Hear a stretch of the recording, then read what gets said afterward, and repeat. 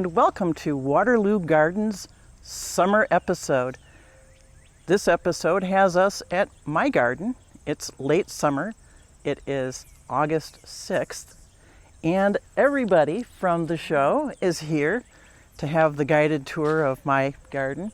We're starting off with the vegetable part, and I have two uses for the vegetable part, which is in the fence. One is for us, and the other is for butterflies. So I'm going to guide everybody through what part does what. These enormous monster plants are cauliflowers. I am disappointed in them, and I will get into why a little bit later. It's a very good year for bell peppers right here. The fruits are the largest that I've ever had, and they're very flavorful. So I think they liked the hot spring, and I think they liked the dry. I really do. On this end, the vegetable garden is here on my property because this is the sunniest part. I have a long, skinny lot that runs east-west, and this section here is on the southwestern part of my property. It gets the most sun. So this is the part where we've invested very heavily in improving the soil, which was largely iron-rich Waterloo clay when we started. And you guys may remember that little clay ball that I shared at the first episode. That was what was in here. Because this is the sunniest part, all of the sun-loving plants go into this portion of our yard and in our vegetable garden. Peppers really love sun. We really love peppers. We like salsa, we like Mexican food, we like salads, and that means peppers. This sunniest part of all is where we put the hot peppers that we're growing.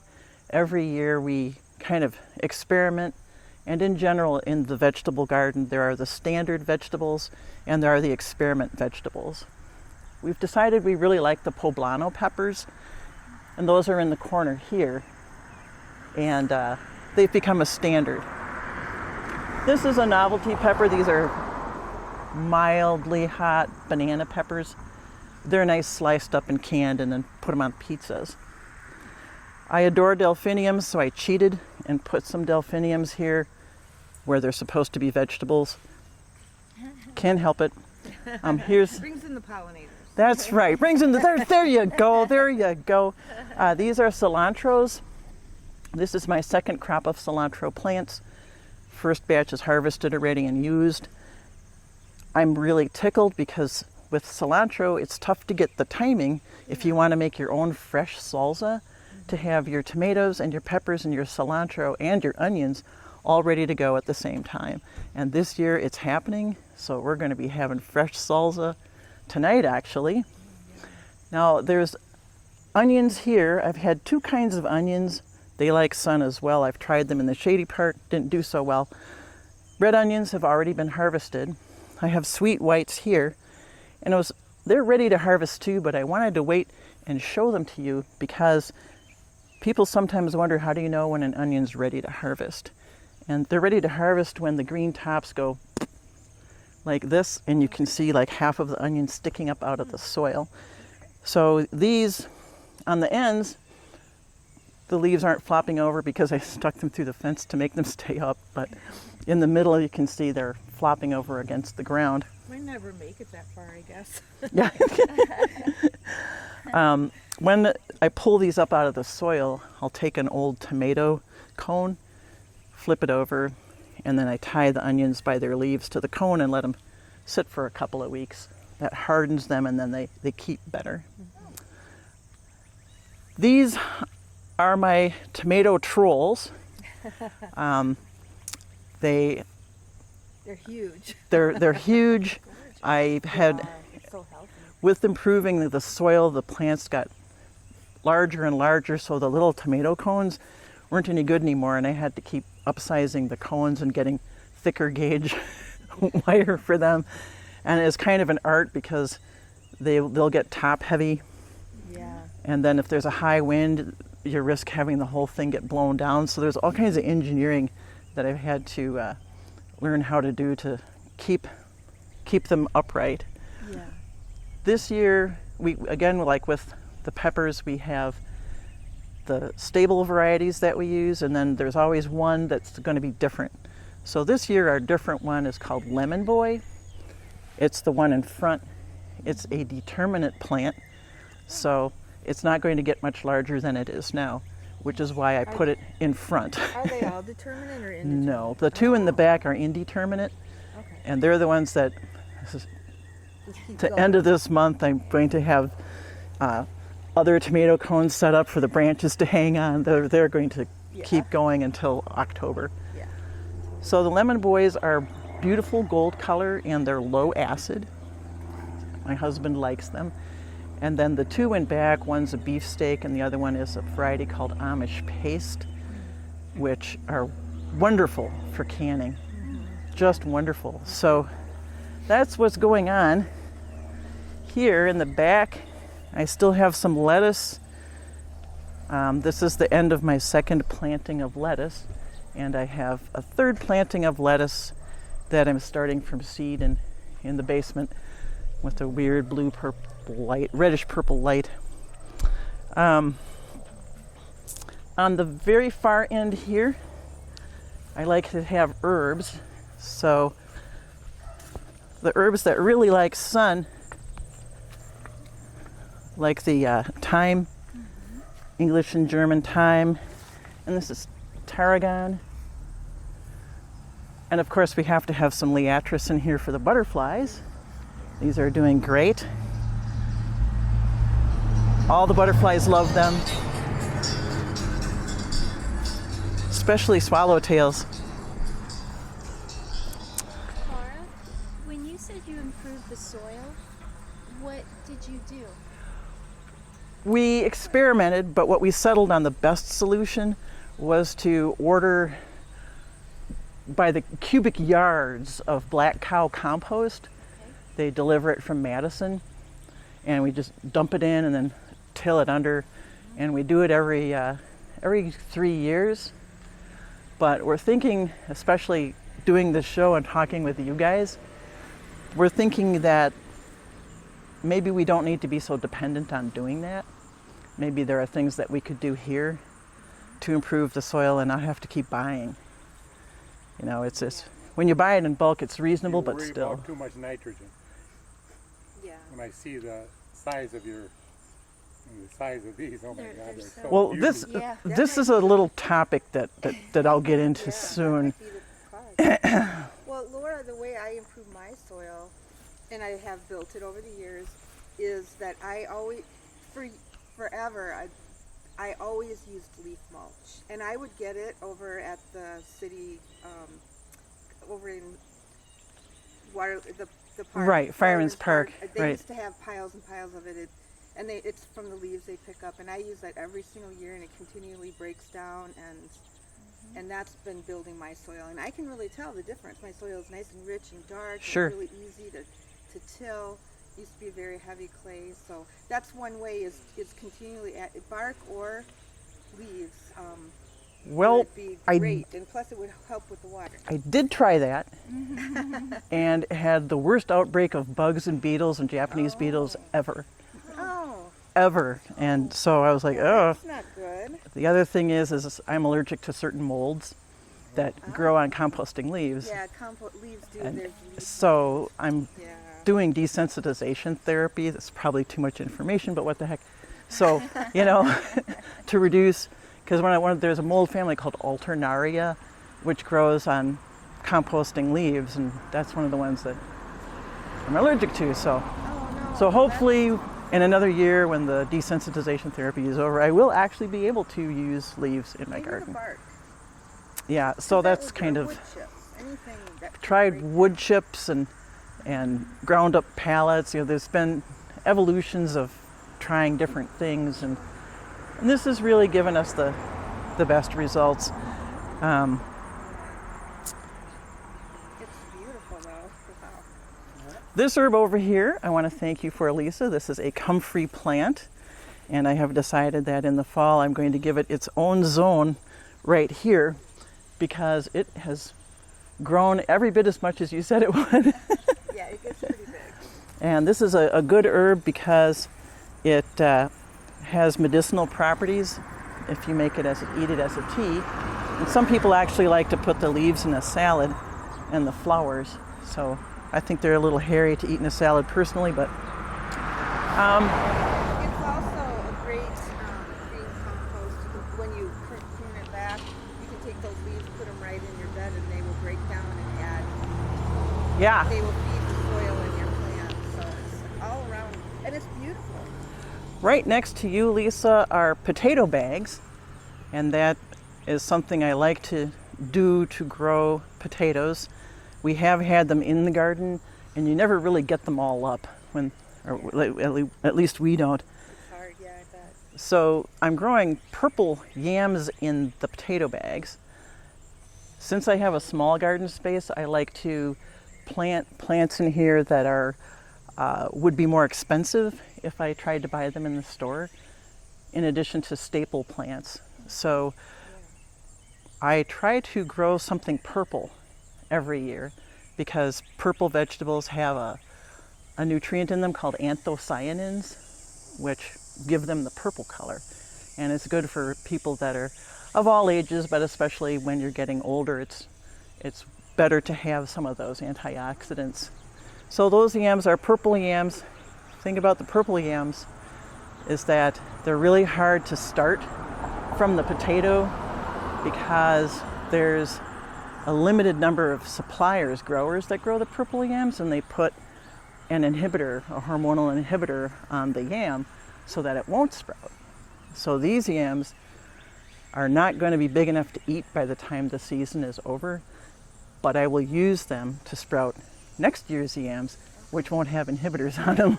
So that's the scheme over there. We'll see what happens.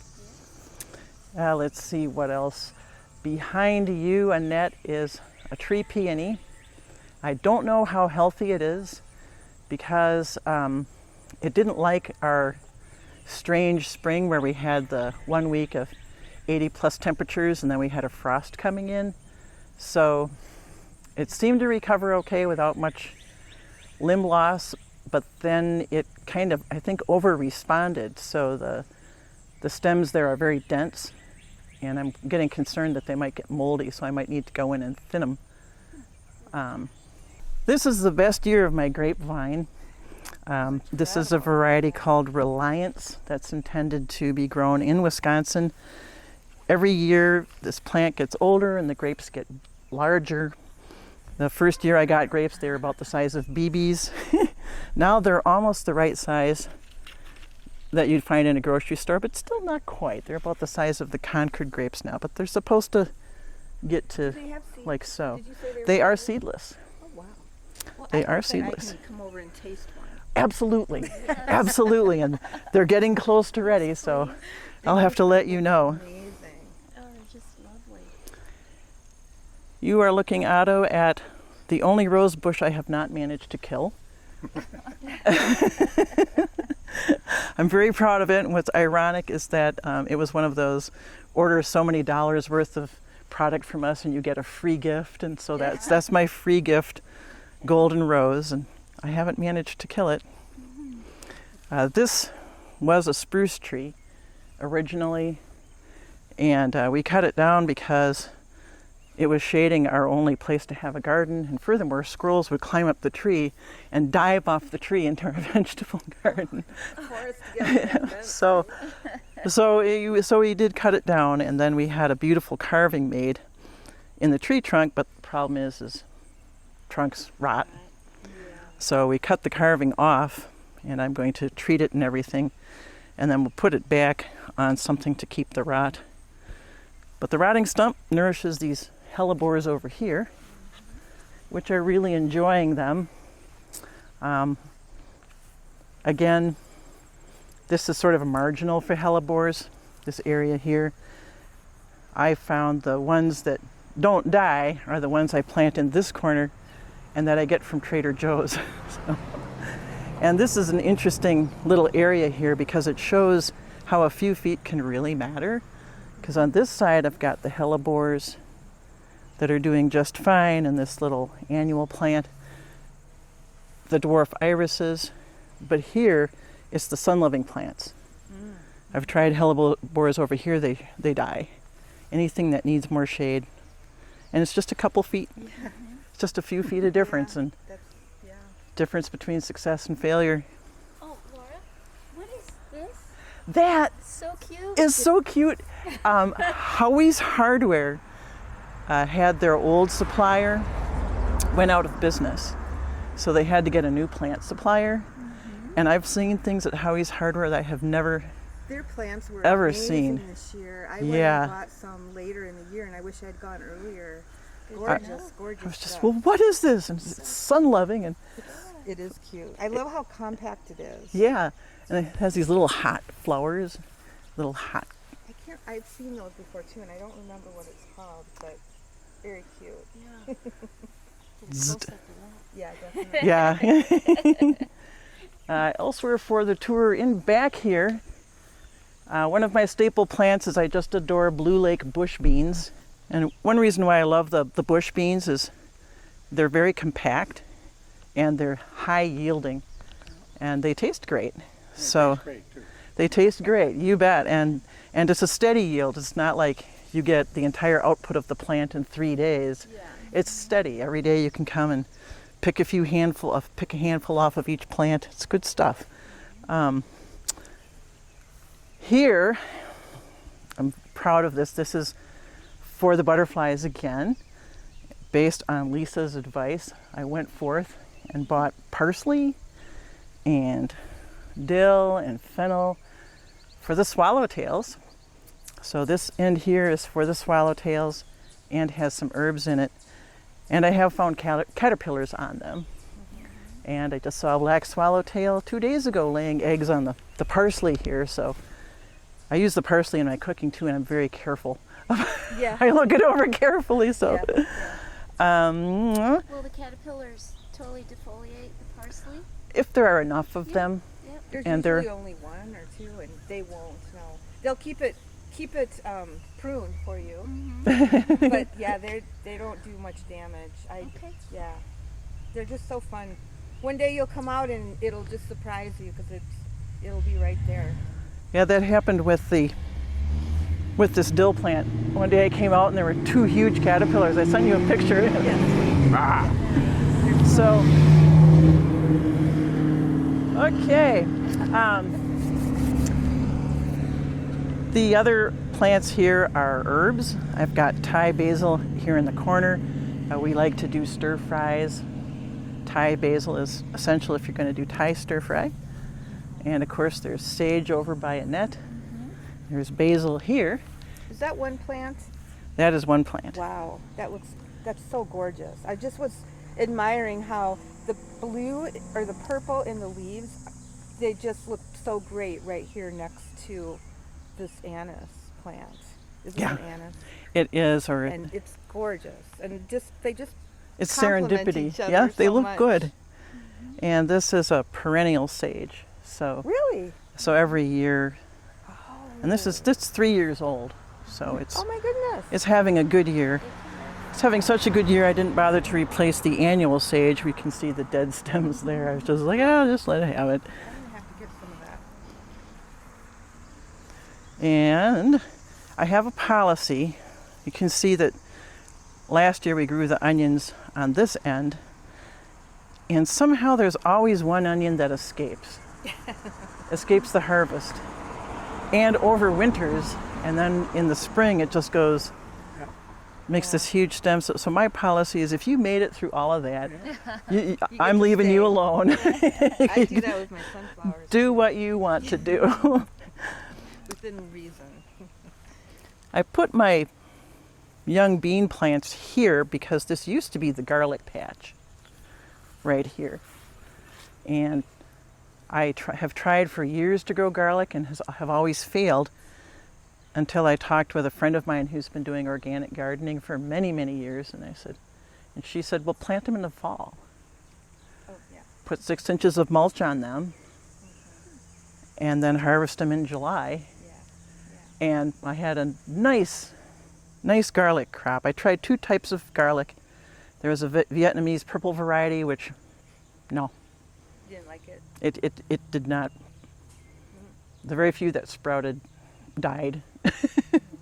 But then there's a hardneck that is for the area, and that did beautifully. So this will again be the garlic patch come fall.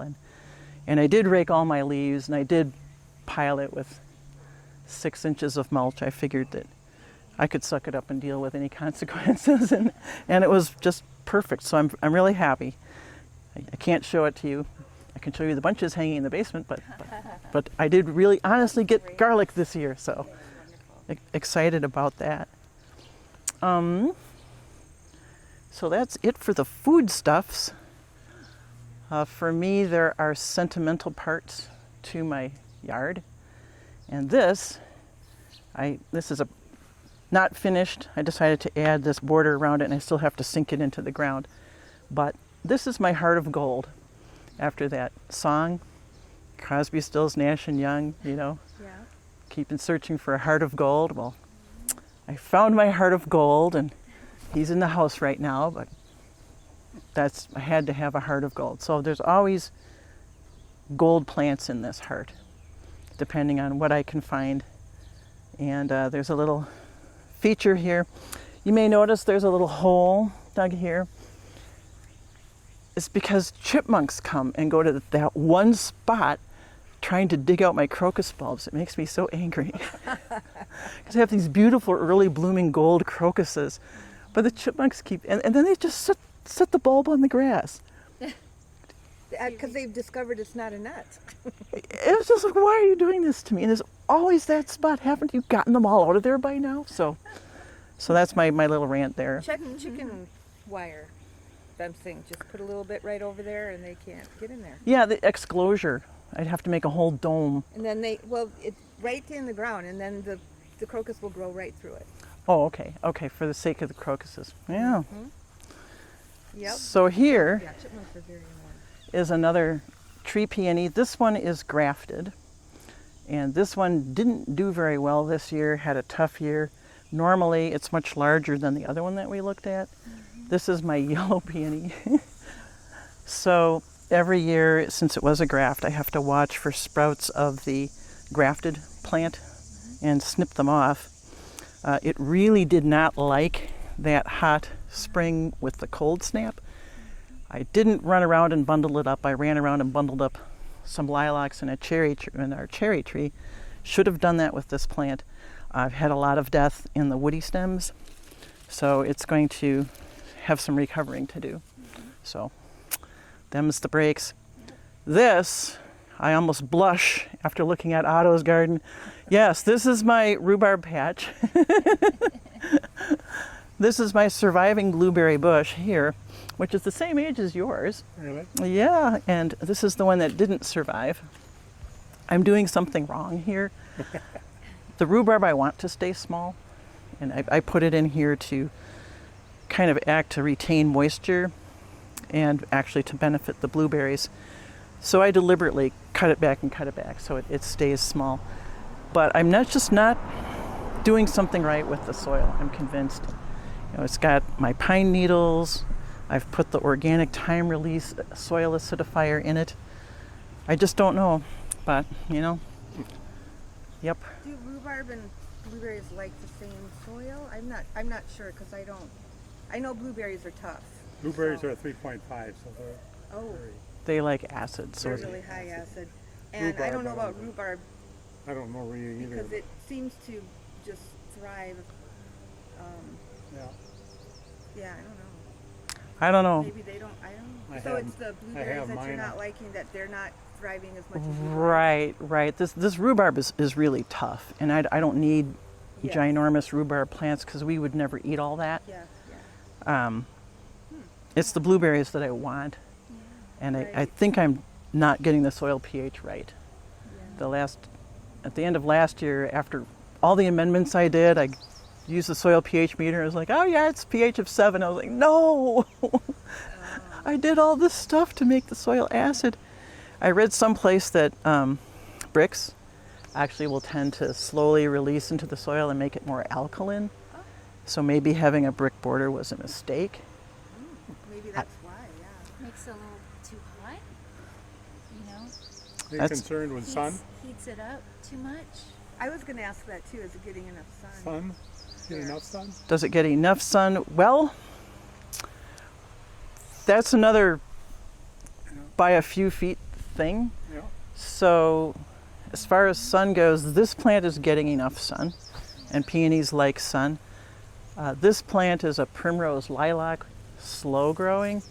It's going to have yellow blossoms. As every year the blossoms get more yellow, they start white. At any rate, this is getting enough sun.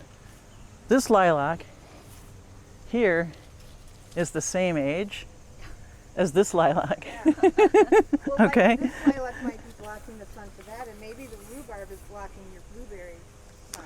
That's why I keep them cut back. So I don't know. Maybe the blueberries, maybe the rhubarb needs to go someplace else. Yeah, because look, they're Roots. Maybe I don't know.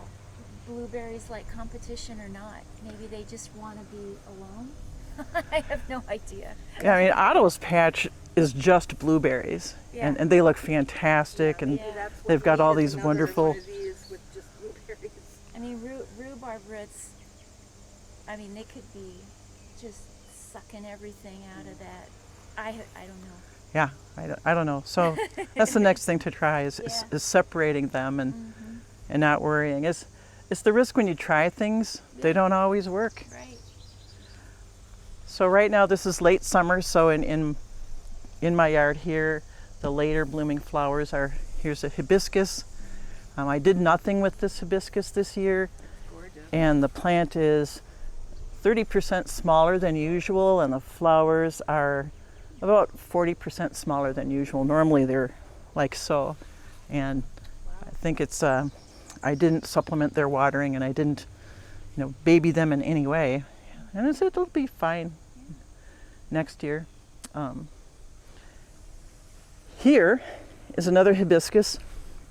It was one of the wonderful things that I like about where I live is I have neighbors that are really into plants too. So we swap plants around, and so I was coveting a Rose of Sharon hibiscus that my neighbor Bob Miner has. It's gorgeous, and he let me take cuttings, and I tried and finally got one to root. And here it is over here. And it's lasted through a few winters, and it's growing, so thank you, Bob. Shout out to Bob. Thank you for sharing that with me. He also shared the rhubarb with me, and has been really helpful ever since we moved here, because he's got the same soil I've got, same weather conditions, and his advice has always been spot on. And we swap produce back and forth. He likes my kohlrabis, which are all done. I had kohlrabis in there, but they're all done. And so, what else have I got? Dwarf magnolia. It's all done blooming. There's my ginkgo. I don't know if it's male or female. We will find out. And if it's a female, I will have to cut it down. For this time of year in my garden, it's lilies. And the lilies have a sequence. There's the Asiatic, which are usually single colored and don't have a scent, and they're short. Then there's Oriental, which are more complicated usually, and they are scented. And then there are the crosses, and then there are the tree lilies. So these are tree lilies here. And these lovelies, tree lilies. So we had that storm come through a week ago, and it had those really high force northerly winds, and most of my tree lilies got through it fine, but these are like straight in a wind corridor coming from the north, and so they were all, one was lying on the ground, the others were just like bent almost at right angles. So the one that was lying on the ground, I put a tomato, and it's fine. Oh yeah, they're still, I use them for other things. And the rest of these, it took me a couple of hours, but I've got them all like pulled into place and splinted, because I've got these garden stakes, Oh, yeah. and I use them as splints because these top parts that were still in bud, and they were just like that. Yeah. So see, I'm really, really crazy about my plants. That's a good idea. I'm just crazy about my plants. So Yeah, they're so tough. I know it's yeah, too. And they look great here. They don't do so great in my garden because everything's all different types, and that's not what I wanted. I didn't realize. Maybe I should transplant mine over here. Get new ones. get new ones. Do a reordering. Another thing that I experiment with a lot are hostas. So I'm ever changing the hosta plants. Yeah. And currently, my neighbor Bob had gifted me with hostas he divided, and they're the variegated that everybody has. And they did so well that they outcompeted the other hostas. So I moved them, and I'll show you where I moved them later. The hostas that are currently in there are a kind called Olive Bailey Langdon. And I like them because although they're large, they're airy, and they don't suppress the other plants. And then around them, where the variegated hosta used to be, I put experimental plants in of different varieties to see what I like. Here's one that was at your house too. This praying hands, folded hands here. Oh, yes. And so we'll see how they do. Oh, yeah. Black, this is, That's yeah, a new variety, right? this is a new one. They call it praying hands. This is a black walnut. It is a black walnut. Do you have any trouble with killing area? No. I looked it up, and that's something about black walnut trees is they produce their own natural herbicide. And it starts with Juglan, juglone, thank you. And what I learned when I was reading up on it is actually the roots are the worst culprits. So the roots spread out in the ground, and when they contact root systems of other plants, there's this juglone, and so they poison the roots of the other plants. And some plants are immune and some plants are not immune. Hostas are immune, but my neighbor's lilac right over there behind you, Otto, lilacs are not immune. So, so what I have been doing, because this is a beautiful heirloom lilac that Bob has, you can tell we get along really well. Yes, It's a beautiful, beautiful heirloom. So we have paid to keep raising the skirts of the walnut, in part to kind of keep its growth under control, but also so it doesn't shade the lilac out. Yeah. So this lilac is doing much better than it was, and it's actually blooming again. Yeah. So Yeah. fingers I've crossed. also heard that the leaves when they fall, if you rake up the leaves and get them out of there, then because they could do the same thing. If they fall in there or they get elsewhere, then they have that same. Huh, that I didn't I know. didn't realize the roots. I always heard it was the leaves, so maybe it's both. We'll The- have to look into that. These walnut leaves decay really fast. As they fall and then they're gone. In fact, I love it. I don't, no raking or anything. I just leave them. Do you use the walnuts? Processing them is a right pain. Yes. It is a right pain. And over the last several years, the crop has been bad. The walnut crop has been bad. And I think it's because we had those May frosts come in right when the flower buds were setting on this tree. And so no nuts. There's a few nuts on the ground this year, but still nothing like it has been. So Anybody want walnut? your neighbor. My neighbor took out 12 barrels Oh my goodness. of walnut. Oh wow! No. He has 23 trees in his back of me. And what do you do with that many? Well, that's what he said. I said he was out there picking them up the other day, and I said, "Don't you get sick of doing this, Casey?" He goes, "Yeah, I wish I would have known they were walnut trees when I moved in here. I would have cut most of them down." He has unbelievable trees back there. Yep. They are gorgeous. And high producing. Yeah, I mean, it just covers. Him and his wife are out there in the fall just picking constantly. Like I said, they had 12 barrels. And that was just one picking. It's, unbelievable. Your squares are color coded? Yeah, because Oh, there he goes. my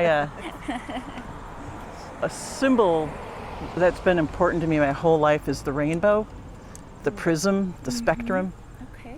I like diversity and variety, and I need it in my life to feel like my life is fully rounded. So when I have a chance to express myself artistically, I always try to put rainbows and spectrums in there and prisms in there. And Lovely.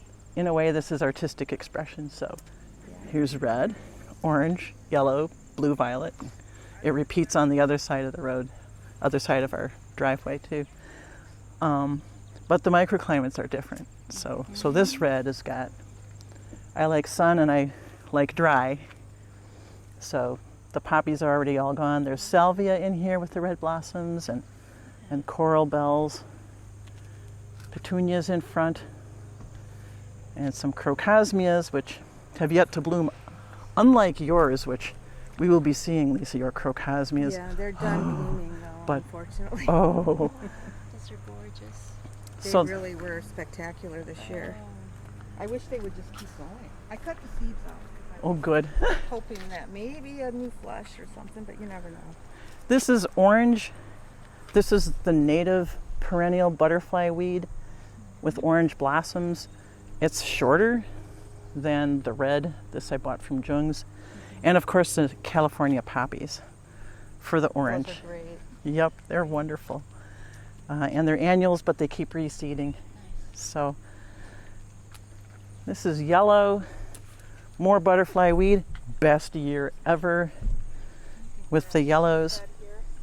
A little bit larger than the orange. Yes. Very nice. It's the native orange. It is short. I was in prairies. It's short too. So, but these are.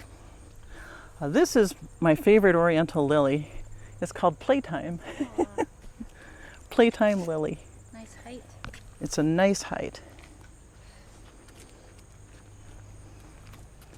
And here's purple. This is a new purple annual Howie's Hardware. It's called Black and Blue. It's an annual member of the sage family. I wish it was perennial. It's beautiful. I'm going to see if I can save seeds and resprout it just in case they don't sell it next year. This is Speedwell, another Howie's Hardware back when it was Neitzel's. And the Speedwell is probably 8 years old. They're plants that I get from them do really super well. Mostly annuals. This the little kids like.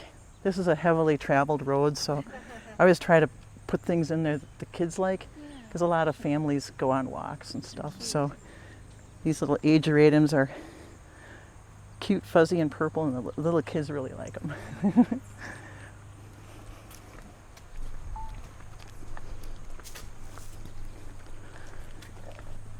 So this is purple over here, different microclimate. So this is where irises and gladiolas go. When we move into fall, I plant the glads late so that they will bloom in the fall to give some more fall color. So these will be different kinds of purple gladiolas. This is a row of peonies. One of my upcoming projects is going to be to improve their little individual zones a little better through putting circles around to retain moisture so it doesn't just run down the slope, and to add some nutrition, more nutrition. So they had a good year this year anyway. Here's another red, different microclimate. And like you, Lisa, if a sunflower sprouts, I leave it alone. So this is not It's not red, but it's But it it's- wanted it's to allowed. be in this group, and you're all about inclusion. that's right. So That's why right. not? So it's just adding some contrast. And again, got glads here, which will bloom a little bit later in the season. That's a great idea. I never thought of that. We have to try that. This is the yellow and white version over here. So lilies. This is white butterfly weed. Oh. So you can buy it in 4 different colors. This is a nice ground cover I like a lot called Creeping Jenny. and it has a nice yellow tint. It has little yellow blossoms when it's blooming. It retains the moisture beautifully on this bed. And here I still have pansies that haven't been shriveled and dried up, so that's pretty cool. This was a topic I talked about in the spring episode. And this is how we've been working to collect rainwater. This project is finally complete. This was a big deal. You saw in the spring episode my cubes that we bought from a farmer that used to have canola oil in them.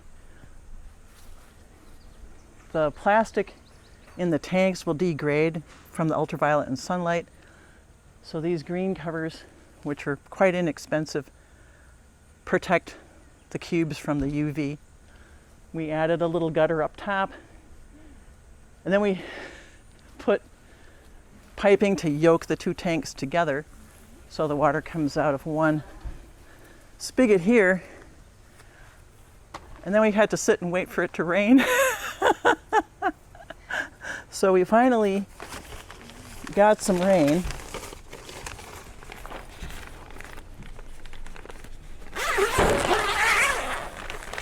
And I have a little bit of water in here. We got 75 gallons per tank. So, pretty exciting. So that takes the water from your roof that comes both this way, like in, and then it goes down here. Right, what was happening is the rain that fell on the top roof, the roof acted like a funnel. And so in a big downpour, the water would collect and come shooting in this waterfall that would hit the very lip of the gutter on the first and bent it outward. But it would also overshoot the gutter and dig a hole in the lawn here. Now, what Annette did in her situation is she landscaped her yard around that happening. We're not doing that, although if I had known you 10 years ago. So we're collecting it. We said, let's collect it, and then we can use that to water the plantings that are downslope. And I believe that this summer is the new normal. So that's why we're doing stuff like this. So I mentioned the hostas from my neighbor Bob, the variegated hostas. So I moved them to this side of the house because I really love clematises. My clematises are done blooming. Here's where I put them, or some of them. You can see the trellises, but clematises need to be sheltered. The base needs to be sheltered from sunlight and from the weather. So these hostas are nobly defending the clematis roots. That is their job. And because this is a very sun-tolerant variety, I think that it can do it. So, as you can see from the building permit sign, we're doing a little remodeling. It's the basement. Had problems with leaky basement. Had a company come out, dig all the way around the house, put a sheath around the basement that tore up all the plantings. So, especially on this side, there used to be a hedge here which I had to take out so that they could do the treatment. Found out that you don't want to put heavy plantings next to a brick building because it erodes the mortar. So had a wonderful person from Marshall come out and repoint all the brickwork. But all of this going on has really torn up the landscaping, especially on this side of the house. So what you're seeing is one of the works in progress. You know, we got to replenish the grass. Here's going to be all sedum along here. Right now I'm just got some plants in here for greenery, you know. So this will develop further. Same thing on this side. And this is like Otto's sunburned hostas. I'm convinced this is sunburned. I mean, I spray water on them every day, but they're still like, ugh. So, this is a bed that's undergone a lot of change. There used to be a spruce tree there. We cut it down. So this area here still isn't really sure what it's going to be. This plant is way over, but this is a plant I really love. It's called prairie smoke. So it's amazing when it's in its time. Beautiful name. Prairie smoke, beautiful native. Yep. And my bloodroots lasted for a long time, but they're finally, I don't know how yours are doing, but They're not happy. yeah, they're so this was my first ornamental garden here, and I had it set up so that it bloomed in the order of all the colors of the spectrum, starting with violet and blue at the tip and going all the way up to red. We liked it so much and it was so successful that we decided to seriously upgrade the borders, which were originally the cheap plastic just pounded into the ground. So my dear husband, who loves me very much, built this spring. And so the next job then is to improve the borders going across with measuring in bricks and stuff, and then re-improving the soil. So this currently is not as manicured as I usually get. It's not. So It's August. it's August. Something else that I'm doing right now is I joined Monarch Watch thanks to Lisa's influence, and so milkweed plants get a free pass from me until August, and then I cut them down. So that's why milkweeds are growing. These little sprouts are something weird that my cherry tree is doing. Now, the last time that we filmed my cherry tree, there was some footage of my husband and me and my son frantically wrapping it with wool blankets and cording it in because it was in bud and the frost was coming. Since then, we had our biggest cherry harvest ever, 66 cups pitted cherries. Wow. Yeah, Good. they're good. Have you tried them yet? Yeah, nice. These are really sour. So the next thing, What months do they come? July, June, earlier? it's in June. June. Yeah, it's Wow. June. Beautiful harvest. When fall comes, I'm going to have to prune it back because we don't need this, branches reaching out and grabbing at passersby. But also I need to shorten it. This is a dwarf, so it shouldn't get much taller than this.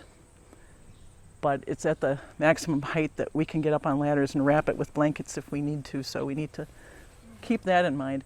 But the weird thing that it's doing is it's sending roots out laterally and trying to make new trees. So you're nodding like you're not surprised. Yeah, well, some So trees do that. those are clones of this tree. And so I can't dig them up because they connect to the main tree, and I can't cut them off and poison them because that will kill my main tree. You could still cut them off, though. Yep. So it's like another weeding job now. Is I'm going to have to be it's a maintenance issue behind you guys in my poor drought-riddled lawn. You can see little sprouts coming up. See, they're all around here. They're Yeah. little sprouts, so I just mow them down. It's like raspberries. Yeah, I guess so. I guess they are. I didn't realize that. I have a tree in my front yard. I love it, but it does this. It sends up shoots everywhere, Aha. and so I just have to cut them. Is that your mussel wood? Or? Yeah, Oh, really? yeah. Wow. We had to plant it high because of the previous tree. We could only go so deep. Sure. I don't know if that's why, but I'm finding that mussel woods do this. They want to make a grove or something, and that's just the nature of the plant. That's what it does. Yeah. So I noticed this 2 years ago. This tree is it's about 10 years old now. So maybe it just got to a certain size and felt like it had the resources to. Yes. Yeah, that's a good sign of health, though. Yeah, Tree. it's a a good point. See, let's look on the bright side. Exactly. Yeah. It's a very healthy tree.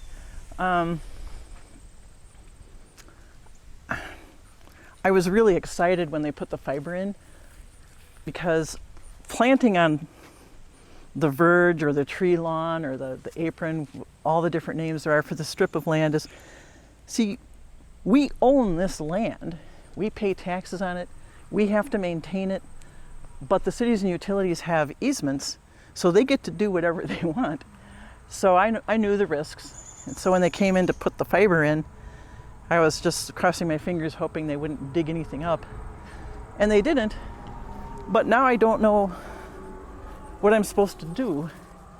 Because every time I think, well, maybe I should plant some grass here or do something, then they come by and mess with it some more. So I don't usually let this happen, but I don't know what to do. This is milkweeds again. This is my main lily bed. It's just into the late blooming lilies now. This is a variety that I like a lot. It's called Starfighter, and it's unusual in that the blossoms are facing up naturally. A couple more tree lilies. I want to change the ground cover in here because it has a lot of different kinds of sedum, but because the lilies, and in the spring it's daffodils and tulips, really kind of overshadow the sedum. Yeah. And I really appreciate sedum. So one of my projects for the rest of this growing season is to dig up the sedum and move them over to the side of the house we were just at, and then replace it with a different ground cover. And I'm thinking, because of visiting your yard, I'm thinking I'm going to try a juga in here, that it might work. Yeah, that's a really pretty plant. It is a really pretty plant, and I have several varieties sitting in pots right now to see how they react to being over here. So, something to change. Behind Otto is my official Monarch Way Station sign. I'm very proud of it, and thanks again, Lisa, for turning me on to that.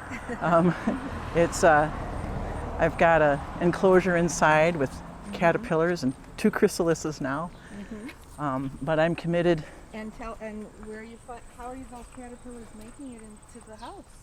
How are they making it into the house? Into Yes. your enclosure. Allowing the milkweed and also the butterfly weed, but the milkweed, and allowing it to grow, and then inspecting the underside of the leaves for monarch eggs.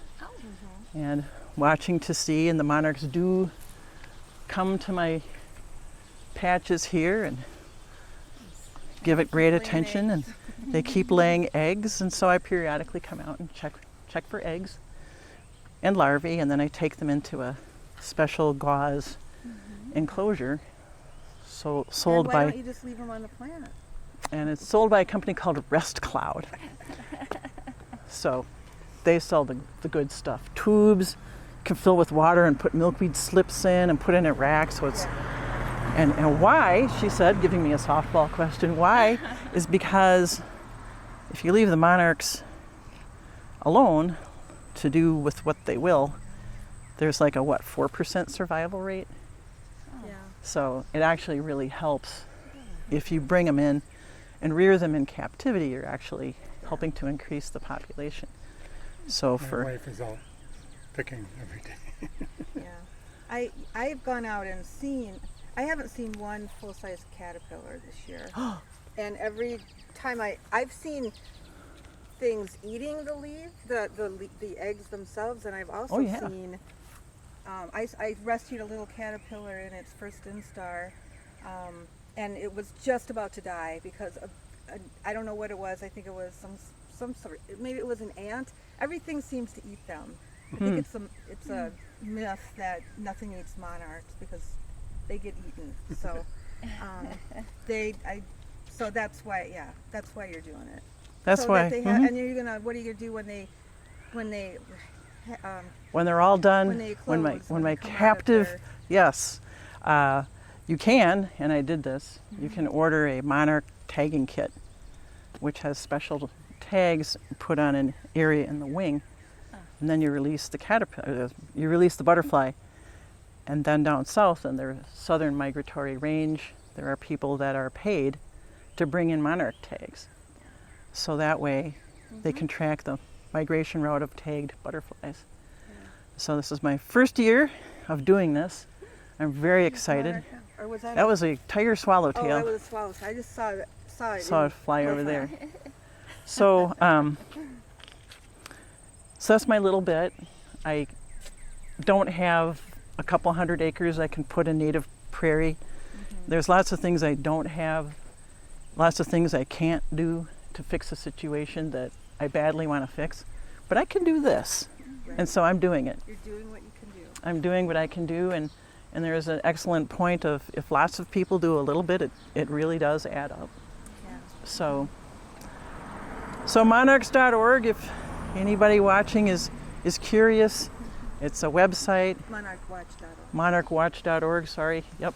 And it's fun, it's easy to do, it's inexpensive, and it's a little bit that helps. But keeping them fed, I keep topping off the plants, bring the tops in. And then these, when the milkweed's topped off, it'll grow a side shoot, and then I harvest the side shoot.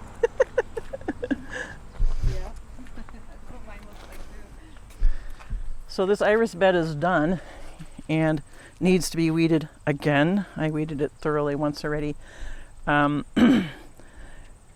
This bed is all German irises, and they keep declining every year. And I know there's a couple reasons for it that I can't do anything about. They aren't getting as much sun as they used to because the trees there are getting so thick, and they're blocking off a lot of the eastern sun. But I wondered, after seeing your beautiful iris plant that seemed kind of shaded and doing really, really well, I wondered if I actually did have more choices than to just look at them and be sad. So one thing that I've read about irises is that you're supposed to, every 5 years, dig them up. Is that right? Yeah. 'Cause I have not done that. And Yeah. make sure there's no iris borers. Yep. Cut off the old. I worked a place where we did that. I don't do that to my own, just because they're okay. Mhm. If they started declining, I might consider it doing that. It's a lot of work to do that. Right. But, and there might be varieties that are not as vigorous Sure, than others. sure. And that's just the way the plant world is. That's just the way the plant world is, yeah. Yeah, so I was thinking, well, maybe I'll need to get I have the special pitchfork, and maybe just start at one end and do this end, and then, see what happens, and then... Just refresh it, Yeah. See if it works. There's a technical name of this weed. Anybody know? We used to call it a velvet weed when I was in the tobacco field when I was a kid. Yeah, But that's all I know. Yeah, I don't know either. I like the orange flowers on it. And it has an interesting seed pod as well. It's Yeah. a little poppy. Maybe it's in the poppy family even. I don't know. Don't know. So we circle around. These hibiscuses are courtesy of my neighbor Bob Miner, who needed to do some landscaping and driveway improvement. He had to dig them up, so gave me a few. They were really small. They've done very, very well here, and they're pretty. Nice thing about plants from Bob is that they're heirlooms, so I can have a piece of botanical history, so to speak. I have done nothing whatsoever for these plants this year, and they're doing very well. I have not helped them at any rate. Very drought tolerant. Very, very drought tolerant. And speaking of favorable conditions this year, I can count on one hand the number of Japanese beetles I've seen on my property. Wow. And normally I they didn't bring any in my hair this time. No, you didn't bring any. No I accessories. don't know. Then that might have to check me over. That's right. I mean, they normally go for these. Hmm. Yeah. And so one reason why these blossoms look so beautiful is because Yeah. nothing is eating them. And with the grapevine too that we saw earlier, normally the leaves look like lace at this time of year because the Japanese beetles love the grape leaves. So, more experiments with hosta plants under these two trees. This is the one that we were talking about. It's called Fire Island with the red stems. And some experiments in here. This is curly fries, and this is called Rainbow's End. That's a pretty one. Yep. And it's a younger plant. They take a long time to get to their full size under this tree. I think probably they don't get as much moisture as they would like under this tree. So Yeah. Our maple, there's just tons of little surface roots everywhere in our front yard. And they compete. They have to compete with that. Every time I plant something new or plant bulbs, I have to, and sometimes I'll just cut them off, but I'm just finding a ton of those roots, and that's what they're from, is the maple. and circling around, this is one of my shady corners, but it's in the front, so I feel an urge to do something ornamental. Black-eyed Susans. Since this corner of the house is shaded and it's dry, I put my most aggressive plants here. So, Black-eyed Susans, I don't know if you noticed when we were at the vegetable garden, but I gave from these over to my neighbor, where they're exploding at her house because the conditions are perfect. And I've given from this patch to 2 other neighbors. It's a very vigorous plant, and it looks great, and it can survive anything. It survived what was done when the side of my house was all dug up down 4 feet. And they're pretty, wonderful, wonderful plant. Of course, a couple little lilies for contrast. And over here, this is where I put what people normally call ditch lilies, the orange daylilies. None of them are blooming right now. It's an extremely aggressive plant. So it gets, yeah. Yes, I love the blossom, I really do. It's this beautiful, vivid red-orange with pale orange insets, and it's an elaborate blossom. Boy, is it an aggressive plant. Yeah.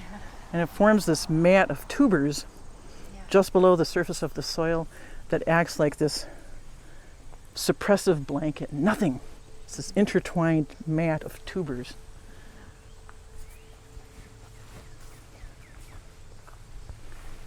Here we had boxwood shrubs. I didn't like them. They were thorny, and if you work around the front of the house, you get damaged by the by the boxwood. Do you mean barberry? There's an example over in my neighbor's by where his windmill is that. So if that's barberry, Yeah. okay, that's what Barberry has those, the thorns, yep. yes. So I replaced them with astilbes. So they're a lot friendlier. They're about done blooming too, but they have very fuzzy pink and red pink flowers. And finishing up, these are clematises too. They're all finished blooming. I loved them. They're doing really well here. This clematis has a pale lavender blue flower, which is scented. So it's the only scented clematis I've encountered. This is the only place I can grow ferns, right by the fountain. So this is my little fern spot. And what's coming up for blooming in the later on are toad lilies and ground orchids. So here's my little toad lily patch. So there you go. This is the late summer garden over at my house. We still have more coming up in the fall, which will be the chrysanthemums and the toad lilies and the gladiolas, because I rigged it like that. So it'll look different again in another month. Thank you. Well, thank you guys for coming, and thanks for your advice. And I hope that I can salvage my blueberries. You will. I will. We'll figure it out. I want to conclude with a statement about the risks of liking to experiment with plants. because sometimes you can get really disappointed. In my case, it was with my love of cultivating purple vegetables. There's a kind of cauliflower that I really like a lot because the head is a brilliant purple, and the variety is called graffiti cauliflower. I had one year where I grew them and I just loved them.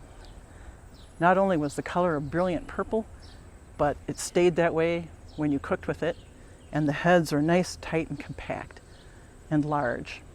And I'm going to show you guys a picture of it. If I can get my phone to wake up.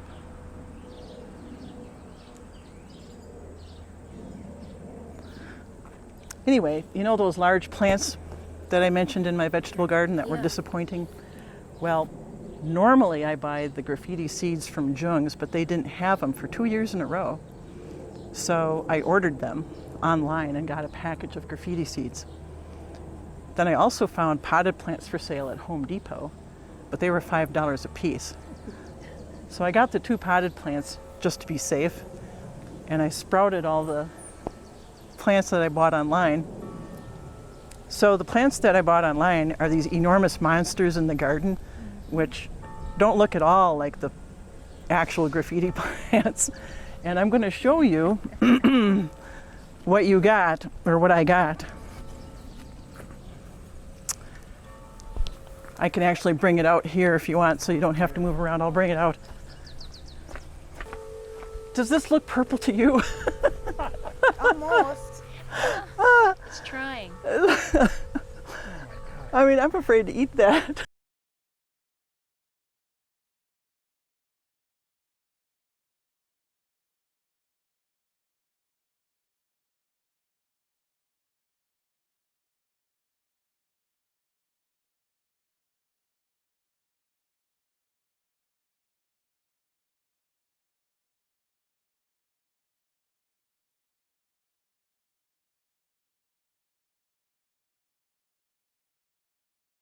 Well, I picked this from the potted plants that I got from Home Depot. Really?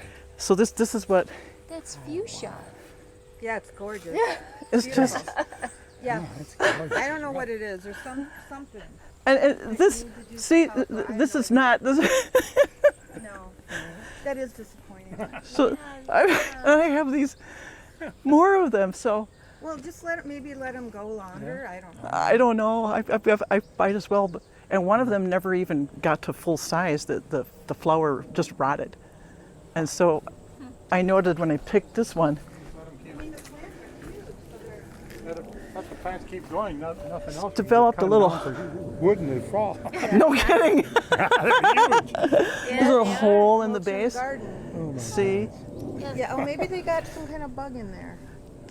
I don't know. It's I just don't so know. disappointing. Yeah, It's really. very disappointing. So that's the risk of experimenting is sometimes Oh yeah. sometimes you have spectacular failures. So Yeah. I have a little treat display in back, and you can film this or not, but you're welcome to take some produce from it if you want. Just have a look.